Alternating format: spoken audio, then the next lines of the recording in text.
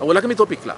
Partido AVP sempre apara que nós temos que decidir nos mesmos casos. Nós apara também que se acaso em Costa Europeia, que tem instrumento não.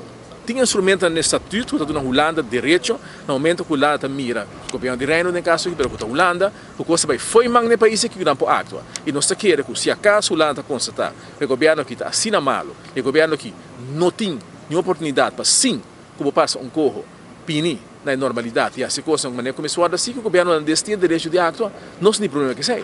Porque se não tem problema com ele, como tem que vai e entregar a autonomia, entregar a dignidade e honor do povo e do parlamento para sobre que Evelyn Cruz afirma isso aqui. Então, dia nossa posição aqui e não cambia. O que é só de, e sempre tem algo peculiar no país aqui. Marisol Lopes Trump, Manzur, Evelyn Cruz, não está unido. Marisol está unido com Evelyn, 4 anos, agora que está vendo 5 anos que está unido com Evelyn, mesma posição com Evelyn, a defender a posição de entregar a autonomia do país aqui junto com Evelyn e a queda para junto com Evelyn, consistente.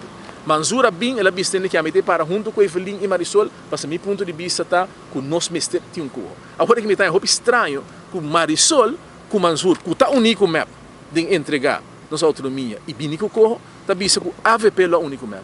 Que momento a AVP é o único MEP? Não tem união de AVP, não tem união nem de MEP no momento aqui para o que está posição de MEP. Para o governo, Evelyn Cruz, está parado na mesma linha com Marisol e Manzur, agora que tem algum parlamentário de MEP que está um show que está vestindo aqui, não está contra, mas não está mais securado, não tudo tem voto a favor, para não, o que é importante é para não estar sentado em governo. Não está permitir Evelyn cometer tudo reacto de falta de integridade.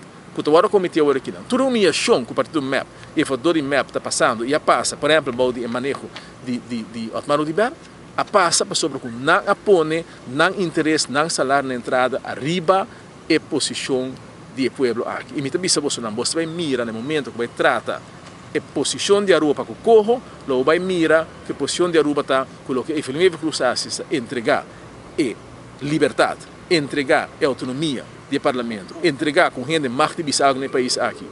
Na Holanda, também queda para arriba a mesa, a AVP para a história, a bisa, a geração que a van Estado, e do volver a geração aqui rato, ora que vou mira, que nenhum gente está willing para o país Aruba, não está willing para não saco e não salário, e não entregar a autonomia.